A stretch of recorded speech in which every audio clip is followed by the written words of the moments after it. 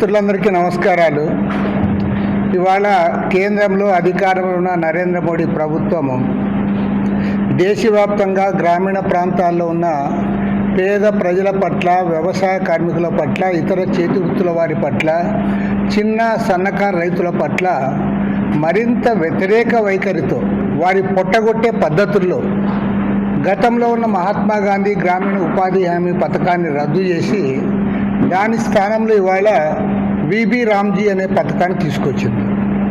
దాని పర్యవసానంగా ఏమంటే ఆ రోజు పోరాడి సాధించుకున్నారు. ముఖ్యంగా యూపీఏ ప్రభుత్వం అధికారంలో ఉన్నప్పుడు కమ్యూనిస్టుల మద్దతు ఆ గవర్నమెంట్ అధికారంలో ఉంది కాబట్టి కమ్యూనిస్టుల ఒత్తిడి మేరకు మహాత్మా గాంధీ గ్రామీణ ఉపాధి హామీ పథకాన్ని ఆ ప్రభుత్వము ప్రవేశపెట్టింది. అది ఒక హక్కుగా, అంటే గ్రామీణ ప్రాంతాల్లో ఉన్న పేద రైతులు ఎవరైతే ఉన్నారో వ్యవసాయ కూలీలు వారు పోయి మాకు పని కావాలంటే ఆ పని ఇచ్చేవారు. కానీ ఇవాళ హక్కునే తొలగించి దాన్ని ఒక స్కీమ్గా మార్చినారు. రెండోది ఏమంటే గతంలో 90% నిధులు వారు కేంద్ర ప్రభుత్వం వారు ఇచ్చేవారు, దాన్ని ఇప్పుడు 60% తగ్గించారు. 40% ఇవాళ రాష్ట్ర ప్రభుత్వాలే భరించాలని చెప్పి చెప్తా ఉన్నారు. దానివల్ల అనేక రాష్ట్ర ప్రభుత్వాలు ఇవాళ దాన్ని ఎత్తేసే పరిస్థితులు వచ్చినాయి. దీనికి తోడు ఈరోజు దాంట్లో మార్పులు చేసిన ఫలితంగా ఈరోజు జరుగుతున్నది ఏమంటే ఆల్రెడీ మన ఆంధ్రప్రదేశ్లో స్టార్ట్ అయింది. ఈ మార్పుల వల్ల జరిగింది ఏమంటే ఈ గోకులం షెడ్లు అని చెప్పి దాదాపు 15,000 షెడ్లు మన ఆంధ్ర రాష్ట్రంలో వాళ్ళంతా కూడా నిర్మించారు. దానికి 300 కోట్ల రూపాయలు ఇవ్వడానికి ఇవాళ నిబంధనలు మార్చాము కాబట్టి అది ఇవ్వడానికి అవకాశం లేదని చెప్పి చెప్తా ఉన్నారు. కాబట్టి ఏమంటే ఇప్పుడు 300 కోట్ల రూపాయలు మన రాష్ట్ర ప్రభుత్వమే చెల్లించాల్సి వస్తుంది. అదేవిధంగా ఇవాళ ఏదంటే ఈ పథకం వల్ల వాళ్ళకి ఇంతో పేద కూలీలకు వారి కొద్దిగా ఉపాధి దొరుకుతుంది, దానికి తోడు కొంత వేతనం కూడా ఎక్కువ వస్తుంది. కానీ ఆ వేతనం విషయంలో కూడా ఈ విబి రామ్జీ పథకం వచ్చిన తర్వాత దానివల్ల కూడా ఇబ్బంది కలుగుతూ ఉంది. దీనిపైన దేశవ్యాప్తంగా వ్యవసాయ కార్మిక సంఘాలు, రైతు సంఘాలు, రాజకీయ పార్టీలు పెద్ద ఎత్తున ఉద్యమాలు చేపట్టిన ఈ ప్రభుత్వం ఏమాత్రం కూడా వారు స్పందించడం లేదు. స్పందించకపోగా ఇవాళ ప్రభుత్వం మేము చేసిందే చట్టము, దీన్నే అన్ని రాష్ట్రాలు కూడా అమలు చేయండి అనే పద్ధతుల్లో వారు రాష్ట్ర ప్రభుత్వాలకు ఆదేశాలు పంపుతూ ఉన్నారు. కాబట్టి ఇవాళ ప్రభుత్వం పైన ఒత్తిడి తేవడానికి ఈ పథకం ఎక్కడైతే ప్రారంభించబడిందో ఆ అనంతపురం జిల్లా బండ్లపల్లిలో భారీ ఎత్తున సభ ఏర్పాటు చేస్తూ ఉన్నాం. ఏప్రిల్ 10, 11, 12 తేదీల్లో 3 రోజుల పాటు అనంతపురం నుండి పాదయాత్ర ప్రారంభించి బండ్లపల్లి గ్రామానికి చేరుకుంటుంది. మహాపాదయాత్ర, వేలాది మంది ఈ పాదయాత్రలో పాల్గొనబోతూ ఉన్నారు.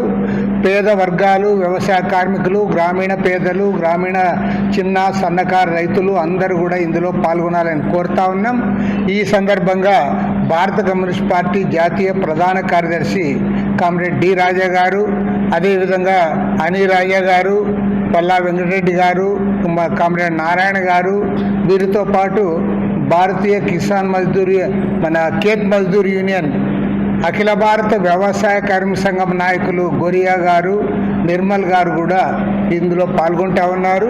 ఈ సందర్భంగా ఈ పథకానికి ఎవరైతే మద్దతు ఇస్తున్న రాజకీయ పార్టీలను కూడా సంఘీభావం తెలియజేయాలని కోరుతా ఉన్నాం. వారందరూ కూడా ఇందులో పాల్గొంటూ ఉన్నారు.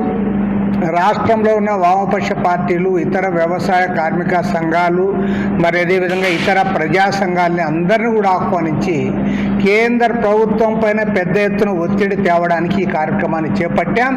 దీనికి అందరూ కూడా సహకరించాలని చెప్పి మీ ద్వారా విజ్ఞప్తి చేస్తూ ఉన్నాం. అదేవిధంగా రెండవ అంశం ప్రధానమైనది ఏమంటే మొన్న అసెంబ్లీ సమావేశాలు ఏర్పాటు చేసి ఈ అమరావతి రాజధాని విషయంలో ఏకగ్రీవంగా తీర్మానం చేశారు. మరి ఇది ఇంతకుముందే చేసి ఉండాల్సింది. ఏదేమైనా సరే ఇప్పటికైనా సరే ఇంతకుముందు ఈ గవర్నమెంట్ వచ్చిన తర్వాత మళ్ళీ చేయమని చెప్పారు, చేసి ఉండాల్సింది. అయినా ఇప్పుడు చేసిన తర్వాత కేంద్ర ప్రభుత్వానికి కూడా పంపడం జరిగింది. మరి కేంద్ర ప్రభుత్వం కూడా కాలయాపన చేయకుండా వెంటనే దీనిపైన వారు కూడా స్పందించి ఈ సెషన్లోనే దాన్ని ఆమోదించాలని చెప్పి కూడా మేము కేంద్ర ప్రభుత్వానికి విజ్ఞప్తి చేస్తూ ఉన్నాం.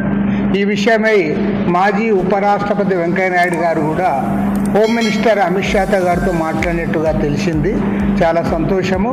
అది తొందరగా దాన్ని కూడా పూర్తి చేసి భవిష్యత్తులో ఎలాంటి ఇబ్బందులు లేకుండా చేయాల్సిన బాధ్యత ప్రభుత్వం పైన ఉంది. ఆ దిశగా ముందుకు సాగాలని చెప్పి కోరుతాయి.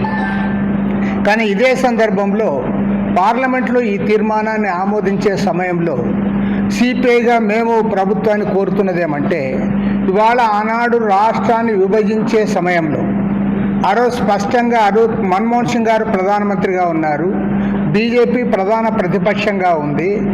అదేవిధంగా ఆ రోజు పార్లమెంట్లో ఉన్న అన్ని రాజకీయ పార్టీలు కూడా ఏపీ రియాక్షన్ యాక్ట్ 2014ని ఆమోదించడం జరిగింది. ఈ రాష్ట్ర విభజన బిల్లు 2014 ఆమోదించే సమయంలో ఒక రాజధాని అంశమే కాకుండా అనేక అంశాలు అందులో పొందుపరిచిన అంశాల జోలికే పోవడంలే. అసలు అందులో ఏ అంశాలు ఉన్నాయి, ఆ అంశాలు మీరు ఏం అమలు చేశారు, ఏది అమలు చేయలేదు అనే దానిపైన రివ్యూనే వారు చేయడంలే. ఇవాళ 2014 నుంచి ఇప్పటి వరకు అంటే దాదాపు 12 సంవత్సరాల తరువాత కూడా విడిపోయిన ఆంధ్రప్రదేశ్ రాష్ట్రానికి న్యాయం జరగలేదు. రాష్ట్ర విభజన బిల్లులో పొందుపరిచిన అంశాలు ఏవి కూడా మీరు అమలు చేయలేదు. అందరూ చాలా క్లియర్గా చెప్పారు, వెనుకబడిన ఉత్తరాంధ్ర రాయలసీమ ప్రాంతాలకు ప్రత్యేకంగా నిధులు ఇస్తామని చెప్పారు. మీరు దాన్ని అటకెక్కించారు. అదేవిధంగా కడపలో స్టీల్ ఫ్యాక్టరీ పెడతామన్నారు. ఆ స్టీల్ ఫ్యాక్టరీ గురించి ఇప్పుడు అడిగే నాతుడే లేడు. మొన్నటి వరకు డ్రామాలు ఆడారు. జగన్మోహన్ రెడ్డి, చంద్రబాబు నాయుడు ఇద్దరు కూడా జిందాలోళ్ళు పెడతారు అన్నారు. మరి జిందాలోళ్ళు పెట్టలే, ఎవరు పెట్టలే. మీరు అసలు ఆ రోజేమి సెయిల్ ఆధ్వర్యంలో పెడతామన్నారు. సెయిల్ ఆధ్వర్యంలో పెట్టలే, జిందాల్ ఆధ్వర్యంలో పెట్టలే, స్టీల్ ఫ్యాక్టరీ రాలే. కానీ మేము మిట్టల్ని మాత్రం అక్కడ వేల కోట్ల రూపాయలు దాదాపు 15 ఏళ్ల పాటు దానికి జిఎస్టీ లేకుండా ఇస్తూ ఉన్నారు. తర్వాత అతి తక్కువ ఖర్చుకు మీరు భూములు ఇస్తూ ఉన్నారు. మరి కడప స్టీల్ ఫ్యాక్టరీ ఏం చేసింది? కడప స్టీల్ ఫ్యాక్టరీకి సంబంధించి మీరు మాట్లాడమేలే, వెనుకబడిన ప్రాంతాల గురించి మాట్లాడడంలే. కాబట్టి మేము ప్రభుత్వాన్ని కోరేదేమంటే, ఇవాళ ఎలాగూ అమరావతి రాజధాని బిల్లు మీరు ఆమోదిస్తూ ఉన్నారు, పార్లమెంట్లో ప్రవేశపెట్టాలి. దానితో పాటు ఏపీ రియాక్షన్ యాక్ట్ 2014లో పొందుపరిచిన అంశాల అమలు గురించి కూడా ఖచ్చితంగా పార్లమెంట్లో దీనిపైన మాట్లాడాలి. కేంద్ర ప్రభుత్వం అందుకు తగు విధంగా చర్యలు చేపట్టాలని చెప్పి కూడా సిపిఐ తరఫున డిమాండ్ చేస్తూ ఉన్నాం. ఇక మూడవ ముఖ్యమైన అంశం ఏమంటే, ఇవాళ అసలు నేను ఈరోజు ఆ తెలుగుదేశం వాళ్ళ స్టేట్మెంట్ చూశాను. ఆ బయోడైవర్సిటీ నిధులు వస్తూ ఉన్నాయి, అవి వస్తున్నాయి, ఇవి వస్తున్నాయని రోజు డబ్బా కొడుతూ ఉన్నారు. ఎంత వస్తే ఒక 100 కోట్లు వస్తే 150 కోట్లు వస్తే దాన్నే పదే చెప్పుకుంటా ఉన్నారు. నేను కోరుతున్నది ఏమంటే, ఇవాళ 12th ఫైనాన్స్ కమిషన్ రికమెండేషన్స్ ప్రకారము ఎక్కడైతే గ్యాస్ ఇదవుతుందో లభ్యమవుతుందో ఆ రాష్ట్రానికి 50% గ్యాస్ ఇవ్వాలని ఉంది. ఇదేదో చంద్రబాబు నాయుడు తెలియని అంశం కాదు, మాకంటే ఎక్కువ తెలుసు. 12th ఫైనాన్స్ కమిషన్ రికమెండేషన్ అది. ఇవాళ మన కేజీ బేసిన్లో ఉత్పత్తి అయ్యే గ్యాస్లో ఆంధ్ర రాష్ట్రానికి 50% కేటాయిస్తే ఖచ్చితంగా తద్వారా మన రాష్ట్రానికి బ్రహ్మాండంగా మేలు జరిగే అవకాశం ఉంది. మీరు దాన్ని డిమాండ్ చేయండి, దాన్ని కోరండి. అవసరమైన అందరి సపోర్ట్ ఇస్తారు దీనికి. ఎందుకంటే రాష్ట్ర ప్రయోజనాలు నెరవేర్చుకోవడానికి అన్ని రాజకీయ పార్టీల సహకారంతో, ఇంక్లూడింగ్ వైఎస్ఆర్ కాంగ్రెస్ పార్టీ ప్రధాన ప్రతిపక్ష పార్టీ అందరి సహకారంతో కేంద్ర ప్రభుత్వం పైన ఒత్తిడి ఇచ్చి సాధించుకోవాల్సిన అవసరం ఉంది. ఎందుకంటే వాళ్ళకి మేమేమన్నా అంటే వాళ్ళకి బాధ అవుతుంది, కానీ చాలా బాధాకరం. అసలు జగన్మోహన్ రెడ్డి గవర్నమెంట్కి చంద్రబాబు నాయుడు గవర్నమెంట్కి తేడా ఏముందో వాళ్ళే చెప్పలేకపోతున్నారు.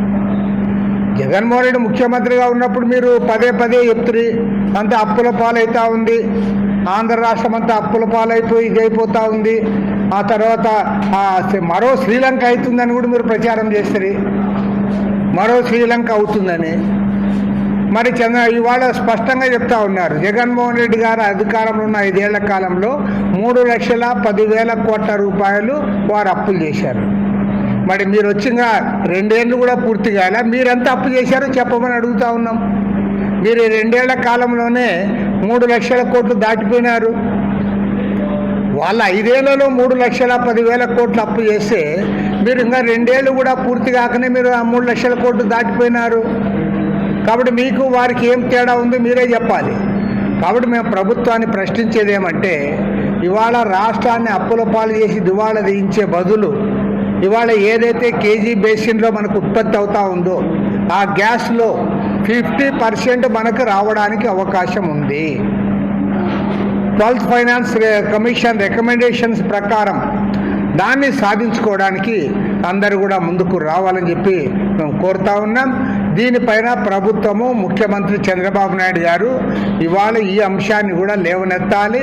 అన్నిటికంటే ముఖ్యంగా ఎందుకంటే 10 ఏళ్ళు దాటిపోయినా సరే నీకు ఇంకా ఆ యాక్ట్ గురించి మీరు అమలు చేయకపోతే 10 ఏళ్ల తర్వాత కూడా మీరు ఇంకా ఏదో రాజధాని తీర్మానం చుట్టూ మీరు తిరుగుతూ ఉంటే అది కరెక్ట్ కాదు. రాజధాని తీర్మానాన్ని ఈ సెషన్లోనే ఆమోదించాలి. అదేవిధంగా ఏపీ రీఆర్గనైజేషన్ యాక్ట్ 2014 దాని యొక్క అమలు గురించి కూడా ఈ పార్లమెంట్ సమావేశంలోనే దీనిపైన ఆమోదించాలని, దానిపైన చర్చ చేయాలని, దాన్ని అమలు చేయాలని చెప్పి కూడా కేంద్ర ప్రభుత్వాన్ని కోరుతా ఉన్నాం.